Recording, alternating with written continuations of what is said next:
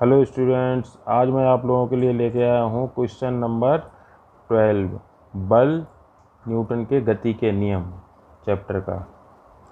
देखिए क्वेश्चन 12 में क्या है, 2√3 5√3 2 न्यूटन के बल किसी समषट्भुज के एक शीर्ष से क्रमशः 5 शीर्षों की ओर क्रिया करते हैं। उनके परिणामी का परिमाण व दिशा ज्ञात कीजिए।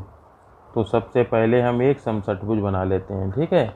ये जिसकी 6 भुजाएं हैं, उससे हमने दिखाए हैं 2 न्यूटन का, √3 न्यूटन, और 5 न्यूटन का है, ये √3 न्यूटन, ये 2 न्यूटन का है, ठीक है। और इनके एंगल जैसे ये 30 पे होगा और ये 60 पे हो जाएगा, 30 के हैं सभी, ठीक है। तो ये हो जाएगा 90 पे और ये हो जाएगा 120 डिग्री पे, ये पूरा 120 हो जाएगा, ठीक है। 120 लास्ट वाला, ठीक है। इस तरह से हम अब इसलिए एक्स अक्ष की दिशा में घटक r cos थीटा, ठीक है। अब और वाई अक्ष की दिशा में r sin थीटा होता है। जैसे परिणामी हमने r माना तो r cos थीटा क्या होगा, एक्स अक्ष की दिशा में, और वाई अक्ष की दिशा में r sin theta. r cos theta बराबर एक्स अक्ष के अनुदिश सभी बलों के वियोजित भाग का योग is equal to 2 cos 0 √3 cos 30, ठीक है। इसके लिए 30 होगा, मैंने बताया था। फिर इसके दूसरे वाले के लिए 60 डिग्री 5 cos 60, फिर प्लस √3 cos 90, इसके लिए 90 हो जाएगा। 30 दूनी 60, 3 90, ठीक है। प्लस 2 cos 120, लास्ट वाला 120, ठीक है, 2 न्यूटन वाला। अब इनकी वैल्यूज रख देंगे। 2 cos 0 का 1 होता है तो 2 रहेगा, √3 और cos 30 का sin 60 और cos 30 का बराबर होता है √3/2, तो 5 गुने cos 60 का 1/2 प्लस √3 cos 90 का 0 प्लस 2 और cos 120 होता है -1/2, ठीक है। ये वैल्यूज पुट करेंगे, 2 + 3/2 + 5/2 -1, ये आएगा हमारा 5 न्यूटन, ठीक है। 5 न्यूटन आएगा, तो इसको इक्वेशन 1 मान ली हमने। फिर बाई अक्ष की ओर r sin थीटा बराबर 2 sin 0, ठीक है। अब यहाँ जहाँ पे cos थे वो सब साइन में बदल जाएंगे, ठीक है। साइन में चेंज हो जाएंगे सभी। तो 2 sin 0 plus √3 sin 30, 5 sin 60 plus √3, सही से नहीं दिख रहा, plus √3 sin 90 plus 2 sin 120 degree. sin 0 का 0 हो जाएगा, यहाँ पे 0 होगा, ठीक है। प्लस √3 sin 30 की वैल्यू 1/2, तो √3/2 प्लस 5 sin 60 की वैल्यू √3/2, 5 इंटू √3/2 प्लस √3, ठीक है। अब प्लस 2 √3/2 2 और साइन 120 की वैल्यू होती है √3, ठीक है।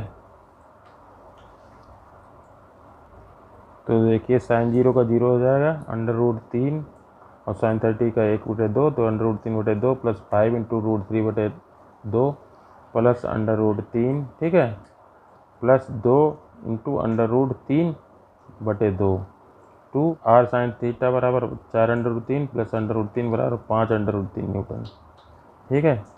अब समीकरण 1 व 2 को वर्ग करके जोड़ने पर r² बराबर 25 प्लस 75, तो r बराबर √100 बराबर 10 न्यूटन, ये आंसर आ जाएगा हमारा। अब समीकरण 2 को समीकरण 1 से भाग करेंगे, r sin थीटा बटे r cos थीटा, तो अब 5√3/5, तो tan थीटा बराबर √3 बराबर 60 डिग्री थीटा आ जाएगा। अब देखिए क्वेश्चन नंबर 13, एक 20 ग्राम की गेंद एक दीवार पर 45 डिग्री के कोण पर टकराती है तथा 15 मीटर प्रति सेकेंड के का वेग है उसका, तो टकराकर प्रारंभिक वेग की दिशा के लंबवत उसी वेग से टकराकर वापस लौट जाती है। गेंद द्वारा प्राप्त आवेग का परिकलन कीजिए, ठीक है। ये देखिए, ये टकराई है 45 डिग्री के कोण पर, ठीक है, और टकरा के 90 डिग्री पे वापस हो जाती है। तो ये भी 45 हो गए, ये भी 45, ये 45 के हो जाएंगे, ठीक है। और इनका जब घटक निकालेंगे तो ये जो इसके लिए देखिए, ये यहाँ से देखिए, ये घटक, ये वाला क्षैतिज है, ये ऊर्ध्वाधर घटक हो जाएगा। तो ये देखिए, ये जो इसके घटक हो जाएंगे 20 sin 45 और एक इधर अपोजिट साइड में हो जाएगा, ठीक है। देखिए ये इधर के लिए इसका है और इसका इधर के लिए, तो ये साइन वाले हैं, साइन वाले जो घटक हैं ये अपोजिट होंगे, और ये कॉस वाले दोनों एक ही तरफ होंगे, और कॉस वाले, ठीक है। अब देखिए आवेग बराबर संवेग में परिवर्तन, ठीक है। तो दीवार के समांतर दिशा में समय परिवर्तन M B cos 45 minus M B cos 45 दोनों समान है, तो ये घट के 0 हो जाएंगे। लंबवत दिशा में देखो अपोजिट साइड में है तो एक को माइनस लेना पड़ेगा, तो M B sine 45 minus M B sine 45, तो ये जुड़ जाएंगे 2 एम बी साइन 45। इनकी वैल्यू रखेंगे, एम कितना है हमारा 20 ग्राम, तो 20 को 10 की पावर -3 से गुणा करेंगे किलोग्राम बदलने के लिए, गुणे 15 गुणे 1/√2 साइन 45 की वैल्यू रख दी हमने। ठीक है, इनको सॉल्व किया तो हमारा आंसर आएगा 0.42 किलोग्राम मीटर प्रति सेकेंड। देखिए क्वेश्चन नंबर 14। देखिए 10 ग्राम द्रव्यमान का लकड़ी का टुकड़ा 100 मीटर ऊंची मीनार की चोटी से मुक्त रूप से गिराया जाता है। ठीक उसी क्षण मीनार के पास से 10 ग्राम द्रव्यमान की एक गोली ऊर्ध्वाधर ऊपर के को टुकड़े के पथ पर ही 100 मीटर प्रति सेकंड के वेग से छोड़ दी जाती है। परिकलन कीजिए, गोली और लकड़ी का टुकड़ा कब और कहाँ मिलेंगे। यदि टकराने के बाद गोली टुकड़े में ही रह जाती है, ठीक है, टुकड़ा और गोली निकाय नीचे आने से पूर्व कितनी ऊंचाई तक उठेंगे। मान लें कि गुटका इतनी अधिक ऊंचाई तक नहीं जाएगा कि उसके जी के मान में परिवर्तन हो।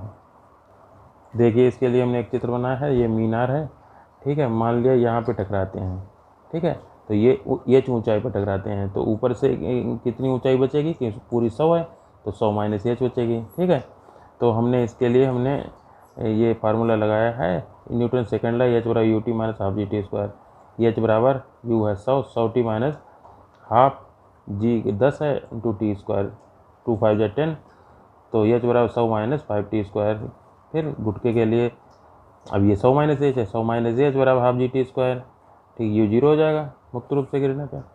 ठीक है, 100 माइनस एच बराबर हाफ जी टी 10 रखेंगे जी कौन 2 पंचे 10, तो 5 टी स्क्वायर, और इधर एच का मान हमने ऊपर से रख दिया समीकरण 1 से। ठीक है, समीकरण 1 से एच का मान रखने पर, समीकरण 1 से एच का मान रखने पर, एच का मान रखने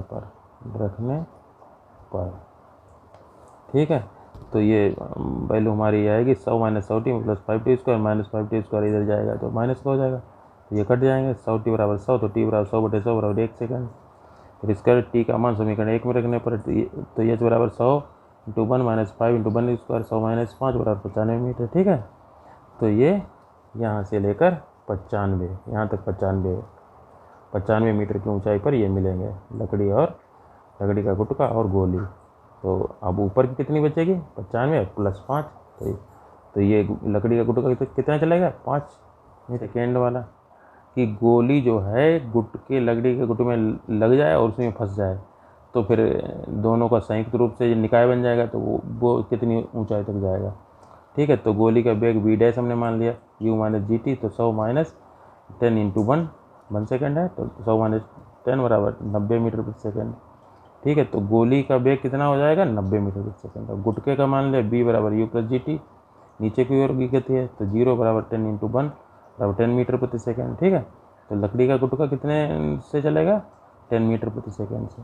तो संवेग संरक्षण के नियम से लगाइए, टकराने से पूर्व का संवेग बराबर टकराने के बाद का संवेग, minus M B plus M into B dash plus M into B. ठीक है, यहाँ पे देखो हमने लिख रखा है, नहीं कैपिटल एम जो है गोली के लिए है और स्मॉल एम गुटके के लिए है, और बी डैश गोली का वेग है और बी है गुटके का वेग।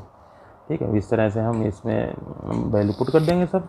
ग्राम को जो मैंने उसमें किलोग्राम में चेंज करने 1000 से भाग कर दिया यहाँ पे। ठीक है, फिर हमने इनको बाहर ले लिया, तो बाहर फिर b की वैल्यू रखी 10, b डैश की है 90, तो इनकी वैल्यू रखी, ये कॉमन है, तो ये आएगा 80, तो 80.800 800/1000 बराबर 20/1000 इंटू बी, इनकी क्रॉस 20 b इंटू 1000 बराबर 800 गुणे 1000, तो b बराबर 800 गुणे 1000/20 गुणे 1000 कट जाएंगे, तो 20 से 2 कटेंगे, 40 आंसर आएगा। ठीक है, अब 40 मीटर प्रति सेकंड के से गोली गुटका निकाय ऊपर उठेगा। ठीक है, तो न्यूटन के तृतीय नियम से 20 गुणा D you square minus 2gh b अब उठेगा तो कितनी ऊंचाई तक जाएगा, जहाँ पे उसका अंतिम वेग 0 होगा, तो 0 बराबर 40 का स्क्वायर माइनस 2gh, जी की वैल्यू 10 है, तो 20h बराबर 1600, gh बराबर 1600/20 बराबर 80 मीटर उठेगा। ठीक है, यहाँ से देखिए अब 80 मीटर यहाँ से जो अगर उठ जाएगा 80 मीटर, तो यहाँ से कितना उठेगा, तो ये 5 यहाँ से यहाँ तक 5 है, तो अब 80 में से अब कोई पूछे कि यहाँ से मीनार की चोटी से कितना उठेगा, तो 80 में से 5 घटाने पड़ेंगे क्योंकि 5 ये है। तो 80 में से 5 गए 75, तो ये हमने 80 में से 5 को घटा दिया, ये 75 मीनार की चोटी से 75 मीटर की ऊंचाई तक उठेगा। ये हमारा आंसर आ गया।